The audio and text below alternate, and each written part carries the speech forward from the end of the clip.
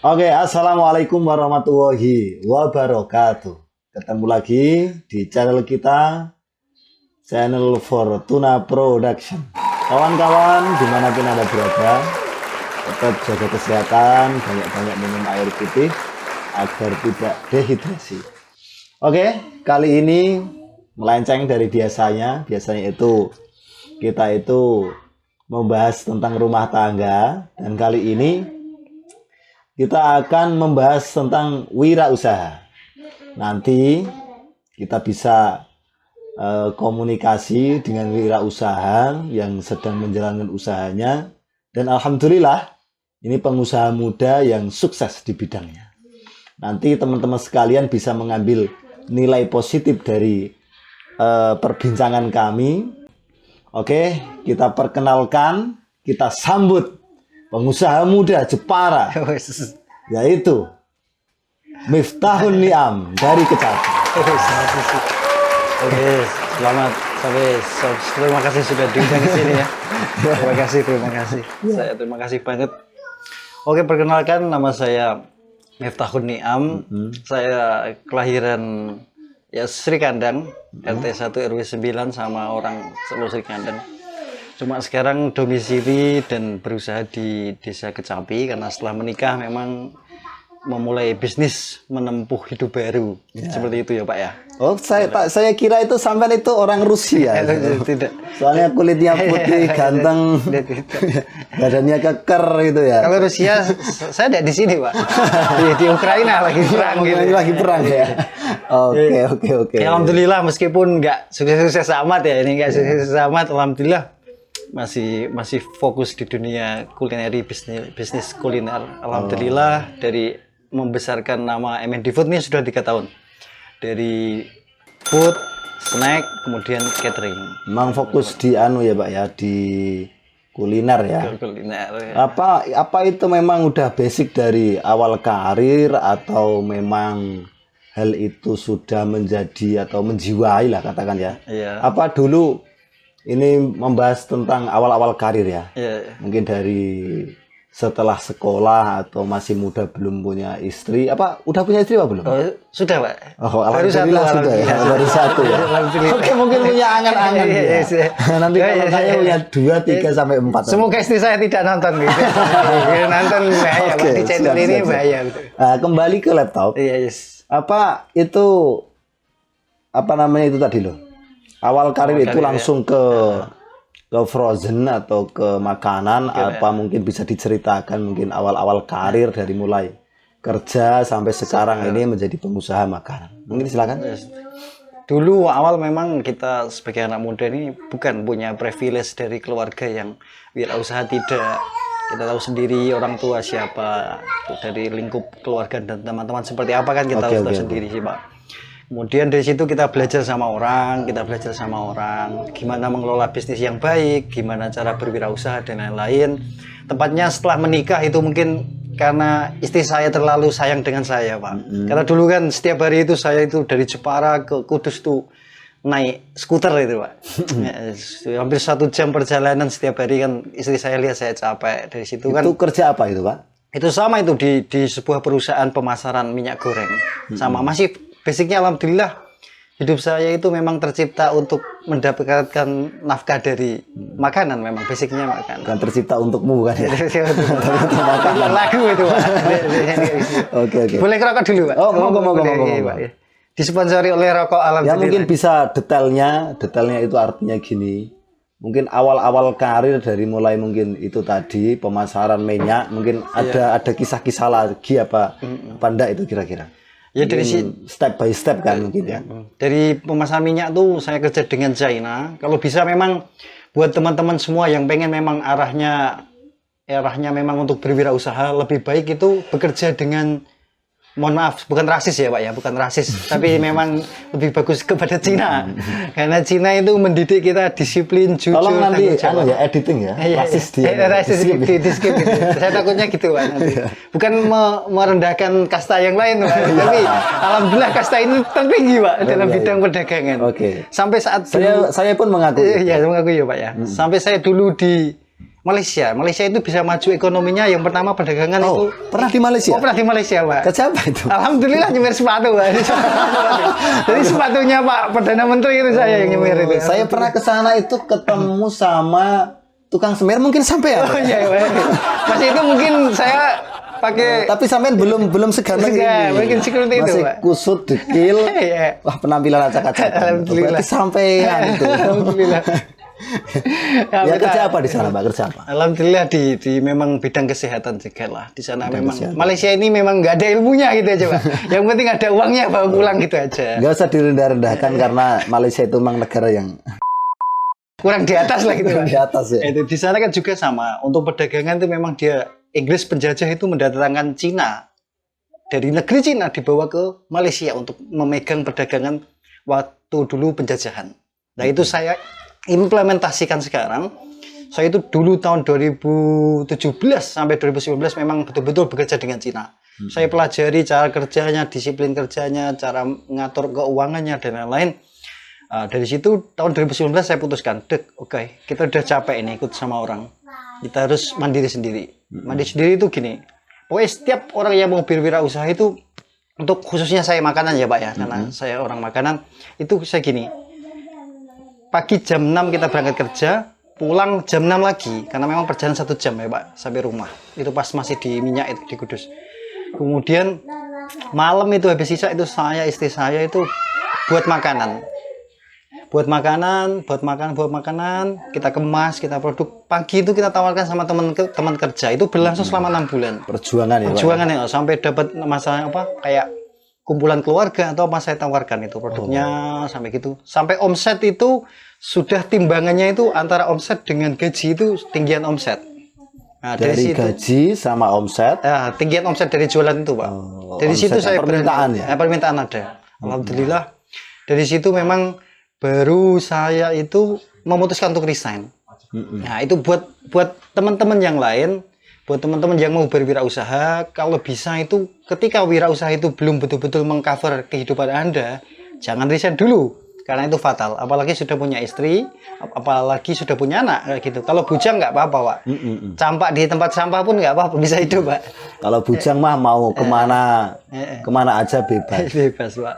Oh, kayak lagunya itu ya, Pak ya, Kus Plus ya. Iya, yang na na na na na jadi bujangan kemana mana tiada yang larang, yang ngejar hanyalah tagihan. Gitu, Pak. Biasanya gitu, Pak. Kalau pebisnis gitu, Pak. Okay. Kalau bisnis tidak punya utang, kalau pebisnis itu. gitu, Tapi kalau pemuda kan kemana aja bebas. Pak. Oke, siap. Pak. Nah, itu dari 2019. Sampean ternyata lucu ya. Kenapa nggak jadi tukang beca dulu? Gini, Pak. Kita ini orang dagang makanan, Pak. Kalau iya. Anda sendiri kalau beli dagang makanan cemberut, kan kita juga bahasa Jawanya itu wegah gitu ya, Pak ya. Beli gitu. Kalau kita ramah, kita tawarkan enjoy. Orang-orang kasihan, orang-orang mau beli, Pak. Gitu. Oke, siap. Baru tahun ini kembali ke laptop. iya, Pak. Tadi kan runtutan dari dagang minyak goreng sampai ke nyemer sepatu tadi ya di Malaysia tadi, dan saya sempat ketemu di sana, ternyata dia orangnya itu pelakunya dia nyemer sepatu dah. Oke. Setelah itu tadi minyak goreng berjalan berapa tahun tadi? 3 tahun 3 sudah. tahun ya. Tadi udah diceritakan suka dukanya para muda-mudi atau pemirsa dimanapun Anda berada, memang butuh perjuangan, butuh konsisten, jangan bosen-bosen, dan yang paling utama yang harus diingat-ingat itu jangan mudah putus asa. Begitu ya, Pak ya? Betul, Pak. Turun naik biasa lah bisnis. Oke, sudah. Poinnya itu udah tadi perjalanannya, satu itu menjadi distributor atau pemasaran di bidang perdagangan minyak. Yang kedua itu tadi sampai merantau ke negara Malaysia. Mungkin selanjutnya, Pak, mungkin ada pengalaman lagi untuk di bidang pekerjaan yang mungkin bisa menjadi motivasi buat anak-anak muda. Itu pekerjaan apa yang mungkin sudah Anda lakukan, tapi pekerjaan itu benar-benar yang Bapak itu sampai sekarang itu masih teringat betapa perjuangannya, betapa sedihnya, mungkin kok nggak ada hasil atau gimana, mungkin biar cerita ini menjadi suatu hal yang sering gitu. inspiratif buat yang lain. Okay. Ya. Saya ini kan lulus SMA tahun 2012 memang dari skup pertanian juga. Ya. Jadi memang hubung-hubungnya di situ aja Pak. Makanan hidup saya itu gitu. Alhamdulillah. Tahun 2012 itu ijazah belum keluar itu saya sudah kepanggil untuk interview dan alhamdulillah keterima itu di PT BCAP. PT BCAP itu Bangun Jaya Alam Permai Base Agro itu di Kalimantan Tengah, daerah Sampit. Itu tahun 2012. Itu kontrak pertama memang 6 bulan. Stop sebentar. Ini flashback dulu ya. Kelihatannya agak tegang gimana kalau Oh iya, ya, ngopi. Disponsori dari kopi apa ini, Pak? Kopi hitam. Kopi hitam. Kupu-kupu. Bismillahirrahmanirrahim. Mak biar, Pak.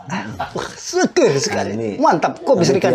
Biar lebih rileks, biar lebih santai. Kelihatannya jantung ini debarannya ini udah mulai nggak kekontrol ya. Ini sudah ditanya istri Pak, suruh pulang masalahnya. Ngelir mulu kamu ini. Iya.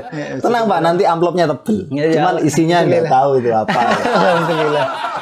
Alhamdulillah. Ya itu tahun 2012 itu memang awal lulus SMK ya, SMK pertanian, langsung saya ada di mandor rawat.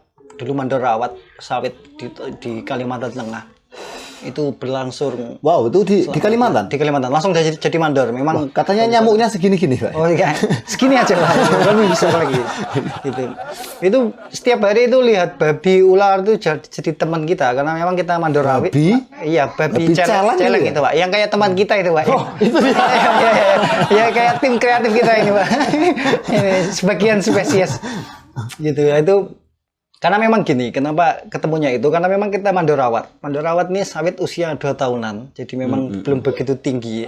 Masih tempat itu masih liar lah bahasanya gitu. Itu menangis, ya wah, alhamdulillah saya masih dikasih umur panjang gitu Pak. Kalau di situ saya meninggal mungkin susah juga bawa mayatnya ke sini kan Pak. Itu pengalaman yang tidak akan saya terlupakan bahwa kita harus menghargai pekerjaan kita. Okay. Dan apapun pekerjaan di dunia ini tidak ada yang tidak resiko. Okay. Kita di sini bersyukur bisa lihat keluarga apa, itu bersyukur sekali. Di luar sana tuh masih ada pekerjaan orang yang merantau jauh dari keluarga. Makanya apa yang ada di sekarang, kerjaan yang sekarang maksimalkan. Maksimalkan, lakukan yang terbaik. Karena di luar masih ada orang yang lebih rekoso bahasanya gitu. Nah, untung ada itu kuku bima ya Pak. Biar roso. Oke. Teman-teman, itu tadi bisa disimpulkan ya suka dukanya ini di Kalimantan dan yang lainnya tadi di depan. Dan ini yang poinnya, yang paling inti. Karena beliau ini kan bisnisnya di bidang makanan. Nah, langsung nanti saya tanyai bagaimana itu perjalanannya sekarang ini untuk di frozen foodnya atau di bisnis makanan. Kalau sekarang kan di makanan Pak. Ini itu mungkin bisa diceritakan. Iya, foodnya. Sambil promo Pak, Pak. Oke. Ini promo. Siapa tahu yang nonton bos-bos kan bisa komunikasi dengan saya sendiri. Betul. MND Food ini ada food. Food itu meliputi ada frozen food, fresh food. Frozen food ya makanan beku gitu Pak. Kita ada kebab bentuk frozen. Karena orang sekarang kan beli terus simpan di freezer atau kulkas rumah. Nanti bisa awet ya Pak ya. Awet. Kita bisa tahan 6 bulan dalam freezer produk kita. Setengah tahun Pak. Setengah tahun gitu. Kemudian fresh food kita biasanya itu di pesanan-pesanan makanan yang memang untuk acara kayak ulang tahun atau apa itu ada. Betul. Itu yang basic yang dalam kelompok food.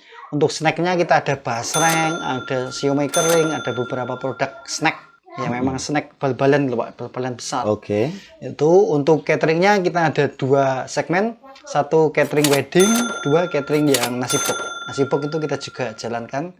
Untuk cateringnya kita biasanya stand. Kalau orang nikahan kan biasanya ada stand sih Pak. Nah, itu kita isi stand tambahan. Biasanya itu Japanese food atau Korean food. Ada tteokbokki, ada pempek, ada dimsum gitu. Itu biasanya kita ngisi untuk tambahan stand untuk nikah. Siap. Biasanya gitu. Karena perjalanannya udah 3 tahun ya Pak ya sampai 3 tahun, di sampai frozen sekarang ya. 2019. Sampai sekarang ini. Oke teman-teman dimanapun Anda berada, apabila sampean membutuhkan jasa atau mau beli barang yang sudah disebutkan Bapak Miftahul Niam ini, nanti bisa pesen atau bisa tulis di kolom komentar untuk pemesanan basreng, untuk pemesanan bakso, untuk pemesanan makanan-makanan ringan yang mungkin Anda butuhkan untuk mengisi kulkas Anda atau persiapan untuk nikah atau punya gawe. Nanti saya terapkan nomor HP atau bisa langsung di kolom komentar, nanti saya berikan nomor WA-nya Pak Miftahul Ni'am untuk pembelian atau untuk jasa makanan ringan yang Anda butuhkan. Mungkin itu saja yang dari kami. Cukup sekian, terima kasih. Terima kasih juga saya, Pak Miftahul Pak, sudah Ni'am ceritanya. untuk waktunya. Fortuna Production. Maju terus. Oke. Slogannya yang terakhir, berlatih menjadi orang baik, berucap yang baik, bertingkah laku yang baik. Semoga Tuhan yang Maha Kuasa membuat jalan hidup kita menjadi lebih baik. Wassalamualaikum warahmatullahi wabarakatuh.